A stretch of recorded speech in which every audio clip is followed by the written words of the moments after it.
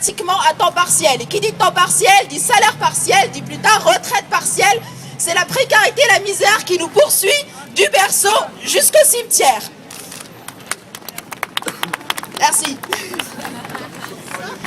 Donc voilà, il faut savoir que toutes les réformes qui ont été faites par ce gouvernement, que ce soit la loi Rebsamen qui a supprimé le rapport de situation comparé qui nous permettait d'identifier les inégalités salariales dans l'entreprise, qui a supprimé aussi les négociations dédiées à la question des inégalités salariales, que ce soit la loi Macron qui concernait énormément l'emploi des femmes, parce que celles qui travaillent le dimanche, c'est plutôt les caissières, les magasins, la grande distribution, j'ai oublié le nom, mais voilà, les supermarchés, voilà.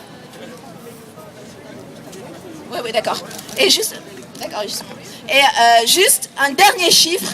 On a l'impression que dans le monde du travail est un monde mixte où les femmes et les hommes travaillent un peu dans le même univers. Il faut savoir que la moitié des femmes actives en France sont cantonnées dans seulement 11 des 86 catégories socioprofessionnelles. La moitié des femmes actives en France sont dans un 8e des métiers. Caissières, vendeuses, femmes de ménage, femmes de chambre, secrétaires, infirmières, parmi les métiers les plus déqualifiés. Donc il va falloir pas seulement se battre pour l'égalité salariale à poste et à responsabilité égale, mais vraiment requalifier, revaloriser les métiers féminisés et encourager une réelle mixité dans le monde du travail. Voilà, donc je ne sais pas qui voudrait prendre la parole. Femme Égalité qui fait un énorme super travail. Effectivement, les femmes occupent ce qu'on appelle les métiers féminisés, qui sont des métiers dévalorisés, sous-payés, surexploités. Donc ce qui explique effectivement l'écart de salaire de 27% qui est monstrueux. Alors c'est un écart qui a encore augmenté toutes ces dernières années. Hein. Il était moindre quand même il y a quelques années. Simplement, il y a un certain nombre de mesures qui ont été prises entre-temps, entre autres le fait qu'on exonère les patrons de charges et d'impôts dans la mesure où ils embauchent au SMIC ou au bas salaire. Ça permet aussi une embauche au bas salaire et au SMIC et la plus précaire possible qui concerne principalement les femmes. Il y a eu, Fatima l'a dit, il y a eu la loi Macron qui a été un sale coup pour les femmes et surtout les femmes du commerce qui se sont massivement mobilisées, surtout à Paris. Je pense aux femmes du printemps, des Galeries Lafayette qui sont massivement mobilisées contre le travail du dimanche et contre la précarisation de l'emploi que ça supposait. Il y a eu le dernier mauvais coup en date, c'est El Khomri qui a provoqué un mouvement social quand même qui a duré 4 mois et on a tenu jusqu'au bout dans la rue pendant 4 mois et les femmes ne s'y sont pas trompées parce qu'elles étaient nombreuses, celles du commerce, celles de l'hôtellerie, celles du service à la personne et du nettoyage, elles étaient nombreuses à manifester aussi dans la rue contre cette loi. Donc aujourd'hui, si on veut vraiment avancer sur la question de l'égalité salariale, il faut d'une part revaloriser le SMIC. La majorité des SMICards sont des SMICards, il faut le savoir. Elle constitue les gros bataillons des travailleuses pauvres. 80% des travailleurs pauvres sont des femmes. Il faut aussi supprimer ces mesures scélérates d'exonération de charges et de taxes du patronat, comme je l'ai dit, pour embaucher à bas salaire.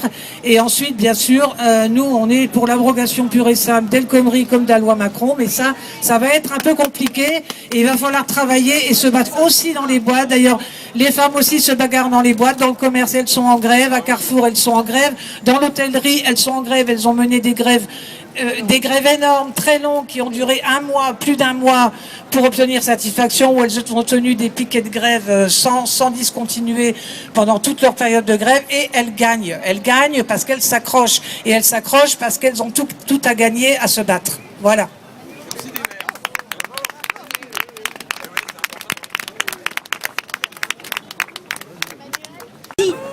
Aujourd'hui, à 16h34 et 7 secondes, t'en as marre d'être payé moins, de subir plus, de cumuler double, de te taire tant, d'être la majorité précaire, le sexe corvéable, celle qui possède le moins, la meuf qui se tape le plafond de verre, en plus des inégalités à la fin du mois.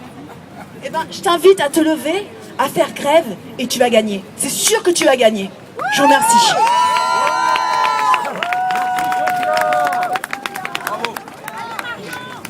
Est-ce qu'il y a d'autres associations qui veulent parler? Je suis désolée, j'ai la voix qui brille à force de hurler depuis tout à l'heure. Sophie Binet pour la CGT. Oui, bonjour à toutes et à tous. Je ne vais pas redire toutes les propositions que les féministes et les organisations syndicales portent ensemble depuis des années. Moi, je crois que ce qui est très important aujourd'hui à travers la rapidité de la mobilisation en ligne, c'est que ça montre qu'aujourd'hui, les inégalités salariales, elles sont plus tolérées et que les femmes ne se laissent plus faire. Et que ces inégalités ne sont plus acceptables. Et ça, je pense que c'est très important parce que pourquoi est-ce que la situation ne bouge pas depuis des années? Parce qu'on est confronté à un blocage du patronat. Les négociations, elles sont aujourd'hui obligatoires dans les entreprises sur la question de l'égalité professionnelle. Malgré cela, il y a 60% des entreprises dans lesquelles il n'y a pas d'accord et pas de plan d'action sur l'égalité professionnelle. Donc 60% des entreprises. Et de l'autre côté, il y a seulement 97 d'entre elles qui, depuis 2013, ont été sanctionnées. Donc on voit qu'il y a un problème d'effectivité de la loi. La loi, elle dit plein de choses, sauf que comme il n'y a pas de sanction pour garantir le contenu de la loi, eh bien cette loi n'est pas appliquée. Et nous, ça fait des années qu'on rappelle que si on réalisait l'égalité salariale, eh bien ça permettrait de résoudre le déficit des caisses de retraite, ça permettrait de résoudre le déficit des caisses d'assurance chômage, parce que ça fait des cotisations supplémentaires. Donc à chaque négociation sur ces sujets-là, on propose d'avoir une surtaxation des entreprises qui discriminent pour mettre fin aux écarts et aussi résoudre et financer les retraites. Et on a systématiquement ce blocage. Je vais prendre un autre exemple. Il y a une proposition très forte qui permettrait d'être très dissuasive vis-à-vis des discriminations, c'est l'action de groupe pour permettre à des femmes ensemble d'aller en justice pour obtenir réparation sur une même discrimination. Et donc, il y a un projet de loi qui porte sur l'action de groupe, et comme le MEDEF a fait un blocage, eh bien, ce projet de loi est vidé de son contenu. On a encore le temps de se mobiliser parce qu'il n'est pas encore voté, mais ça montre bien la difficulté qu'on a dans le pays pour montrer que l'égalité femmes-hommes, c'est pas un sujet accessoire, c'est pas un sujet secondaire qui devrait être sacrifié sur l'autel de la compétitivité des entreprises, c'est bien une question de respect de nos droits fondamentaux. Et pour finir, je crois que ce qui est super important dans ce qui se passe aujourd'hui, c'est que là, on a eu une mobilisation symbolique sur les réseaux sociaux, etc. Mais que là, la détermination, elle est forte pour faire en sorte de traduire sur le terrain, dans toutes les boîtes, cette mobilisation-là. Suzy le disait tout à l'heure, comment est-ce qu'on construit un 8 mars avec une grève pour les droits des femmes, une journée d'action et de grève pour les droits des femmes, pour l'égalité femmes-hommes. C'est un travail qu'on a commencé à faire l'année dernière. Et là, la CGT a proposé à toutes les organisations féministes et à toutes les organisations syndicales de se retrouver pour travailler sur cette journée-là, de façon à ce qu'il y ait des préavis de grève qui soient déposés, à ce que toutes les femmes et tous les hommes qui le souhaitent puissent se mettre en grève pour dénoncer les inégalités salariales, les inégalités professionnelles et aussi le sexisme et les violences sexuelles dont sont victimes les femmes en entreprise. Je rappelle qu'il y a 10 viols ou tentatives de viol minimum chaque jour sur les lieux de travail et personne n'en parle. Comme ça. Il y a une dame tout à l'heure qui a... Regardez, montrez votre affiche. Cette affiche, elle est incroyable. 1946, ici en France, le droit de vote des femmes. Avant, les femmes pouvaient ouvrir un compte si elles avaient l'autorisation de leur mari. Et vous voyez que toutes les lois, il y a la loi de 72 qui disait déjà, justement, égalité salariale. Nous sommes en 2016. Combien de temps il va falloir réellement avoir cette égalité? Alors tous les rapports nous disent, et là c'est très grave, il faudra attendre 170 ans, c'est-à-dire c'est en 2186. 2186. Alors femmes du monde, ici, levons-nous. On a besoin aussi des hommes qui sont nombreux aujourd'hui, merci d'être là. Mais en tout cas, levons-nous pour une prise de conscience en disant ça suffit maintenant. L'égalité réelle doit être appliquée, mais elle doit être trouvée partout. La parité, c'est dans les conseils d'administration aussi. La parité, c'est aussi dans la représentation politique. La parité, c'est aussi, notamment quand on travaille, vous l'avez un peu rappelé, sur les conditions de travail, ce qui est un scandale. Pourquoi ? Parce que les femmes travaillent plus, mais elles gagnent moins, ce qui est un scandale. Alors, je fais juste un vœu. C'est qu'il n'y ait pas seulement un 7 novembre.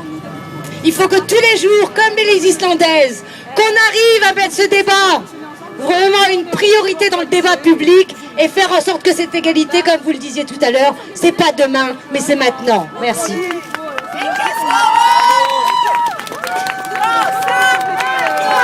qu'on veut? Égalité!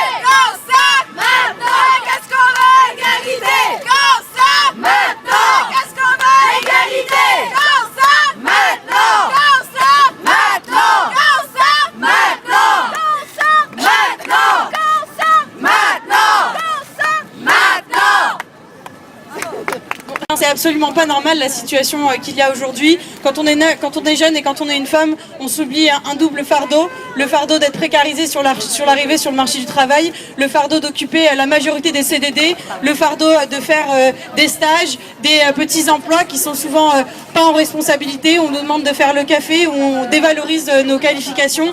Et c'est évidemment aussi un combat du quotidien qu'on mène à tout moment, à tous les moments de la vie, et même avant d'arriver sur le marché du travail, parce qu'on sait que ça va conditionner notre capacité à pouvoir occuper un emploi digne. Et ça, je crois que c'est particulièrement important. C'est pour ça qu'on était dans la rue contre la loi travail, c'est pour ça qu'on continue à se mobiliser, et que le féminisme aujourd'hui, c'est le combat de toutes et de tous pour permettre d'avoir un avenir qui soit meilleur. Et quand on le voit sur nos conditions de travail, nos conditions d'études, évidemment qu'on a des choses à dire, évidemment que la situation n'est pas normale, et évidemment que nous les étudiantes, on est dans la bataille, on est avec les salariés pour faire valoir nos droits et la capacité et l'égalité. Et je vais vous donner un exemple. Nous, on se bat aujourd'hui pour que nos qualifications soient reconnues dans les conventions collectives, parce qu'on en a marre qu'à chaque fois qu'il est marqué jeune et qu'il est marqué femme sur notre front, ça veut dire être moins bien payé, avoir des moins bons horaires, avoir des emplois du temps qui bougent à la dernière minute, que ça veut dire en permanence d'enchaîner des petits contrats, d'être en CDD alors que nos équivalents masculins, eux, seront en CDI, et d'être moins bien payés, parce que ça, par contre, c'est absolument inadmissible. Et c'est pour ça qu'aujourd'hui, nous sommes dans la rue avec vous, et nous faisons aussi respecter nos droits.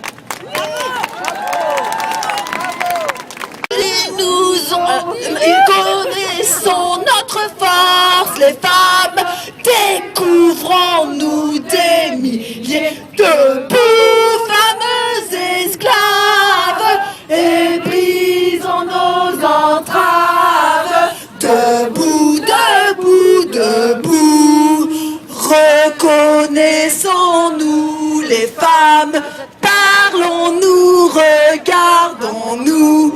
Ensemble, on nous éprime, les femmes.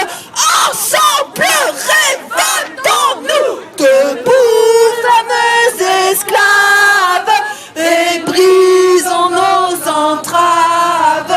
Debout,